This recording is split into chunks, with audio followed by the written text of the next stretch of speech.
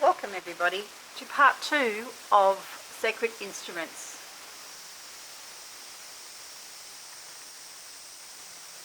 We will continue our journey discovering the more indigenous instruments that are used for sacred ceremonies.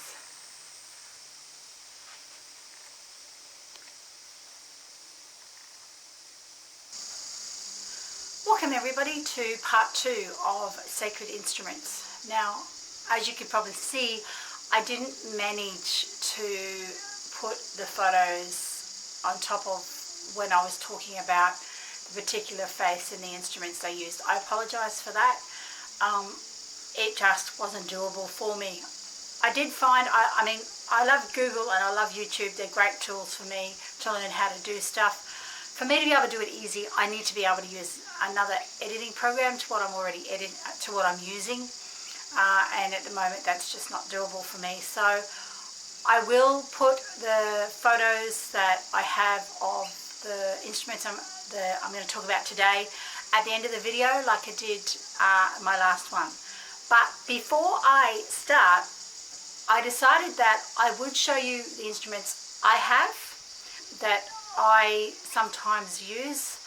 Some of them I don't, some of them are more just for ornate purposes, but occasionally I have used them. So the first one I have, as most of you know, I am actually a Buddhist, so I know quite a bit about the Buddhist faith and their ceremonies and the sort of instruments that they use, so I'm very comfortable with that sort of thing. So the first one I'm going to show you is the fish. Now I know that most of you saw photos. I've got it down here, I'm going to bring it up so you guys can see it.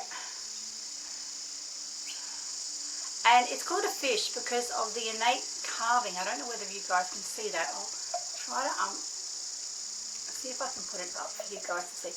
Can you guys see the innate carving? I'll try to move my fingers. Can you guys see the ornate carving? And that's why it's called a fish. Now this one I've got is only a small one. It's not a big one. It's only a small one. I've seen them like massive, absolutely massive things. And they usually sit, oh dear, I can't get it out. They usually sit on a cushion like this. And now I'll try not to deafen you, but these are things that are used to keep people in time. So this is one of the main things that when chanting is happening in a Buddhist temple, especially the Chinese school of Buddhism, they tend to use this and they hit it to whatever speed they want to go. And they also do particular patterns for beginnings and endings, but mainly it's to keep everybody together. And that's the sort of sound it makes. Now the big ones, as you could well imagine, have a much deeper sound. And like when I say big, I mean like, think about big. I can't even begin to tell you. I mean, I've seen some, and I'm not good with size. I don't profess to be, but at least would be triple the size of this little one. They are massive, and they've got a really deep sound. They're absolutely beautiful. I had in some of the photos in my last video, in part 1, you would have seen in the Buddhist ones, you would have seen some fish there. They also, Buddhists also have the horns, you know, the really long horns that you see the Gautama monks blowing into. They use these. Now another thing that's also used is tingshas, and they're symbols. They have finger symbols, but they have these too. Can you see those all right? Hang on. Now these are actually struck like that, and they're used to signify usually beginnings and endings and things like that. They're quite pretty. I also use these, just digressing, I also use these in healing work because these can actually help indicate where there's stuck energy by running it along somebody's body. You can actually hear that change, and it can also help move energy as well. They're quite pretty. So these are called tingshas, I believe. Now then, you also have got this guy. Now I own this guy, I had this guy brought back to me as a gift. And this is a Tibetan bowl. Now it's usually put, I hope you can see that, on the palm of your hand and struck like that. Now you can get these guys in all sorts of sizes. You can get them made of all sorts of things. This is a metal bowl, but you can get them made from, I've seen them made from crystals. I think a crystal. There's big white ones that you can get. They're absolutely beautiful. The Crystal Castle has them, and other places. And you can get them in size. I can get really like ones that are, you can't even see, but like massive ones. You can get like double this size. You can get, this is one of the more smaller ones. You can double, triple these sizes. And the other thing you do, and I'm not very good at this, I have to say, is you do this.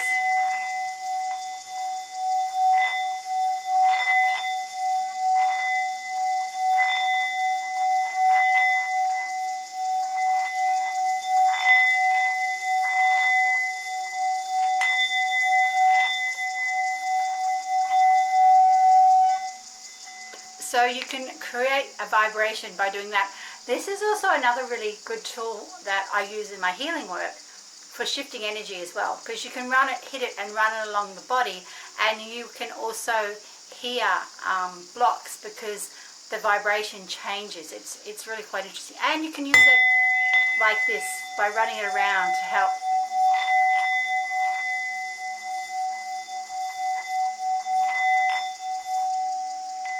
Shift energy as well.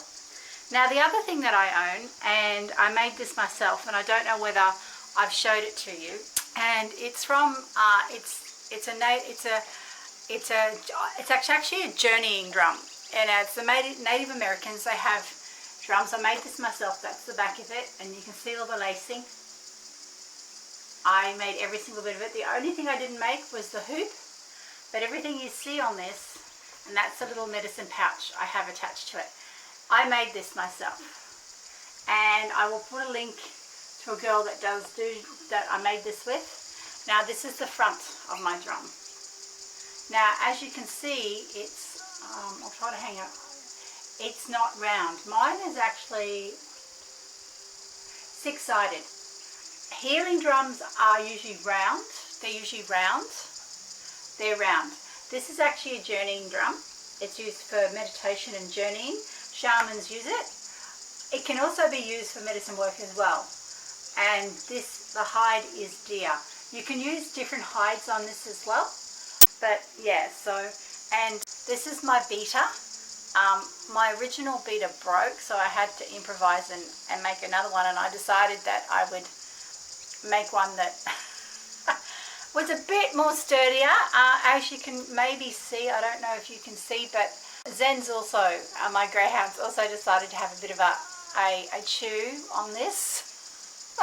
So I've had to make sure that this part of my drum is not where Zen can get it. So, okay, so at the moment, because I'm in I'm in Queensland, Australia, and I am in Brisbane at the moment, we've had a lot of storms. Now, because this is made of animal hide, I will hit it, but you'll hear that it's really flat. Now, these animal hides actually, they absorb moisture. So when there's a lot of humidity and a lot of rain, they will go flat. So this is actually flat. So if I was to actually, so this isn't her true sound. This is really flat, trust me. So if it's really dry, they go very high because the skin dries out. So if I was to do any healing work with this, I would just, modern technology, you get a hairdryer and you just whip a hairdryer over it and just chase the moisture out of the skin, and then the pitch changes. At the moment, like I said, it's very flat. I usually say they sound like packing cases. It's not too bad. I've heard it flatter. So this isn't her true sound. This is her flatter sound. And you can also use, I also use this in healing work as well. I use this to help shift vibrations and shift blocks in people's energy fields as well. So this is like a Native American instrument that they would use in their, Well, shamans use this a lot, but they would use it in a variety of things. And I know that they would use, as well as the powwow drum, they would use this drum in other things as well, in their ceremonies as well. So that's just showing you like what I personally have in my collection that I use, and this is what I would use. Now moving ahead into the more indigenous cultures, and I've only really picked two. There's a lot of indigenous cultures around our world, a lot of beautiful indigenous cultures around our world, and they, like I've said, they all have their own type of instruments, and a lot of the stuff, like some of the stuff I've showed you already, they would use elements of in their own practices anyway, but some of them will have unique instruments. So the two I'm going to talk about today that are probably the more well-known indigenous cultures, which are the Native Americans and of course our own Australian Aborigines. Now the Native Americans use flutes, and they use a single flute, which is known as a Yuchai flute, which is Y-U-C-H-I. And it's a traditional flute, and I'm sure a lot of you have seen images of Native Americans playing the flute. They also have the pan flute, you know, the one where they blow across the top of it. They also use that one as well, and it's really pretty as well. Now drums are really big in the Native American culture, and as you can see, I've got a journeying drum. But there's other types of drums that they use, and within this I actually discovered some drums that I didn't even know existed. Now besides that, they have powwow drums. They're the massive drums. You see all of them sitting around, and they're all striking and singing. Now these guys are also known as thunder drums as well, from what I can gather, and they vary in size. Thunder drums vary in size. They vary in how big they can get, and you can get some massive thunder drums, and they have the most amazing sound. If you're ever wanting to know what it sounds like, just put into a search engine thunder drums, and you will find music with the thunder drums on, and they are just amazing. I love them. I personally one day will own one. There is somewhere in Australia that there is a drum maker in Australia that makes them. He makes flutes, he makes he can make the drums for you. So there is someone in Australia that can make stuff like this for you. If you don't want to make your own drum, you can get someone else to make it for you, and he makes thunder drums. Plus he makes a couple of other really interesting drums as well. So you've got your powwow drums, your thunder drums, and you've also got the small drum, which I just showed you, which is known as a medicine drum or a journeying drum. Then on top of that, and of course they're also used a lot by shamans, those ones. Now on top of that, I didn't know that, but I discovered there's a thing called a water drum, which I didn't know existed. Now there was two types of the water drums. Now once again, please excuse my pronunciation. Iroquois, which is, I think that's how you say it. It's Iroquois. And the Yagui, Yagui. Okay, now the first one, the Iroquois, was a cup-shaped drum, and it had water inside its shell. And what they do is they'd stretch hide over the top of it, and they'd strap the hide down, usually lacing like I've got. And the hide, the top of it was moist, and they played it, and the pitch changed as they played it over time. Whether these are still being made today, I do not know. I actually didn't find any. I'm not saying they don't exist, but I didn't find any pictures of any. The next one, which is the Yaga drum, Yaku drum, is a half-ground drum. It's large in size, I'm looking at notes by the way, and it floats in a tub of water.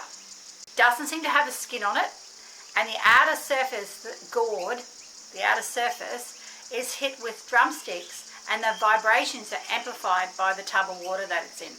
So it's a bit like, I suppose it's a bit like if you guys ever hit a bottle, you know the bottles that have the different water lengths of water, things of water in it. I'm assuming it's that type of idea. you hit the drum in different areas and you get different tonalities out, and of course it's amplified because it's sitting in a big tub of water. So that was pretty interesting. I didn't know about that. Now the other thing I found out was that they had a foot drum. Now I'd never known that this existed, and I wasn't able to find any pictures, but I'm not saying they don't exist. Now a foot drum was a semicircle cross section of a hollow log which was laid over a wood covered resonating pit. So obviously the pit was, I'm assuming, dug to a particular depth, and then there was wood placed over the top of it, and then the hollow log was placed over the top of it. Now these were used in things called dance houses. So I'm assuming they were like teepees and that sort of thing that were for that specific use. So I'm assuming it was where they would come and they would do different type of dances and that sort of thing. Now the player would actually stand on the hollow log and stomp it with their foot, and therefore they would make different sounds and you know, and of course they do different rhythms, but they get different tonalities. They also had some poles, from what I can gather, they had some poles that they could hang on to steady themselves whilst they were doing this. So that was something that I never knew existed. So I'm going to actually dig a little bit deeper into that and see what else I can find out, because that just absolutely fascinates me. Because, man, and one of the reasons is because I do play drums. So that's one of the reasons it does actually fascinate me, because I do actually play drums. I'm going to move on to our Aborigines, our Australian Aborigines, our Indigenous people that we have living in Australia. They have a very rich culture and their music is just amazing. Of course, all of these Indigenous cultures and all of the other faiths, religious faiths that use instruments, like I said in my last video, also use the voice. They use the voice as an instrument. So whether it be for chanting or singing, it's used as a instrument. So a lot of them also like chant and sing. And a lot of like the indigenous cultures as well. So a lot of their stuff involves storytelling, as well as, you know, their ceremonial practices that they do. So of course we have the didgeridoo. Who doesn't know about the didgeridoo? The didgeridoo in itself, though, there are many different types of didgeridoos depending on what area of Australia the Aboriginal tribe came from. Now you've got didgeridoos that are different lengths. You've got didgeridoos that are actually made from different wood because they give out a tonality. Even the way the didgeridoo is made can vary from area to area. So there is a vast variety in didgeridoos and what they're used for and how they're used. Didgeridoos, of course, are played through using circular breathing, which a lot of modern musicians use, especially those that play wind instruments, trumpets, those sort of things.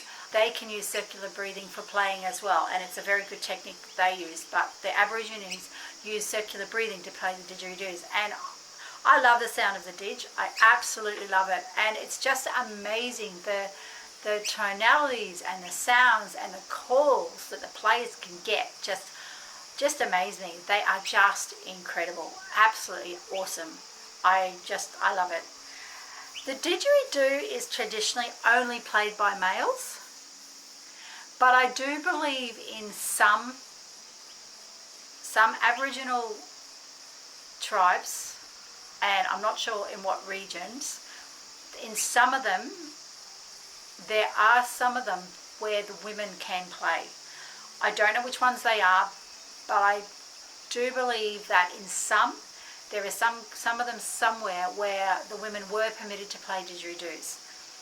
Once again, it comes back to the region, it comes back to the tribe. There's a lot of that sort of thing interlaying with all their ceremonies that they perform, because I know that males, usually their ceremonies were separate to women.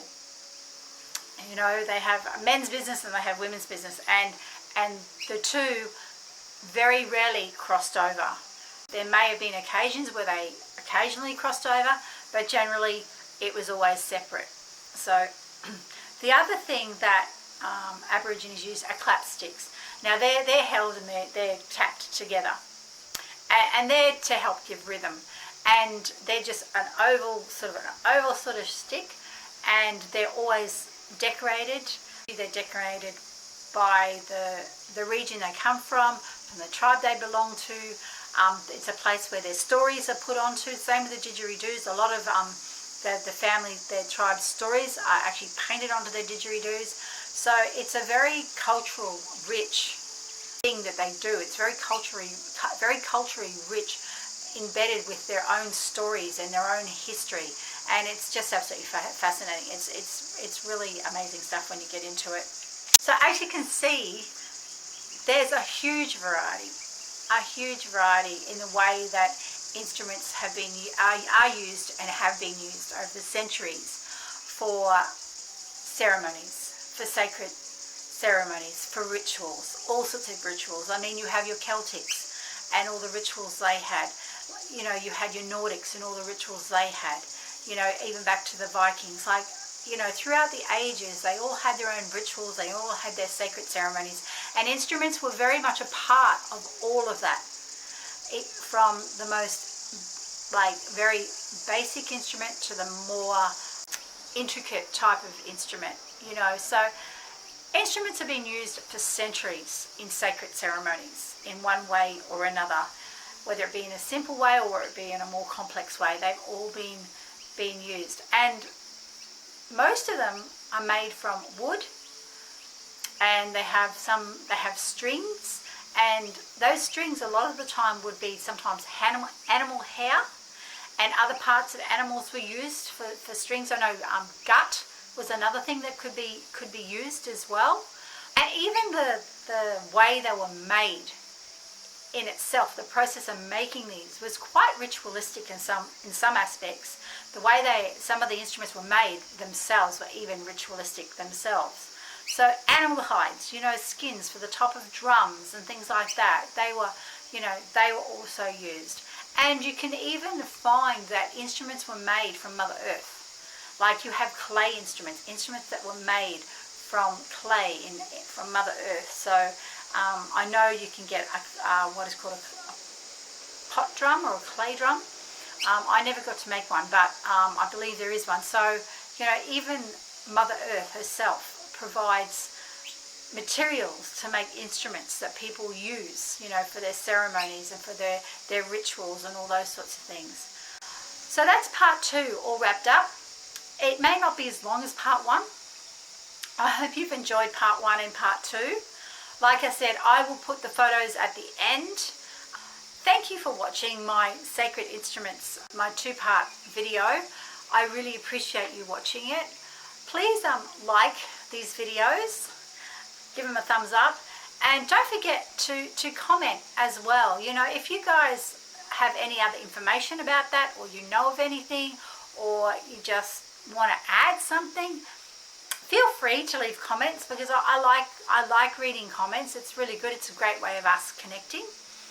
Also, don't forget, if you like these videos, to share them, because it helps other people discover my channel. And so I will leave this here. Don't forget also that I have my Facebook page of Liz C, and I usually leave a link in the description so you guys can find me. I also do my Saturday morning muse, which I do every Saturday, like I keep saying, around about 9:30 Queensland Australian time. Usually around there I usually do it, and I just recap my week, and I just talk about whatever sort of comes in for me to talk about. I sort of channel stuff, and I just sort of talk about stuff that sort of comes in. Until I see you next time, please stay safe. Ami Tofo. Bye for now.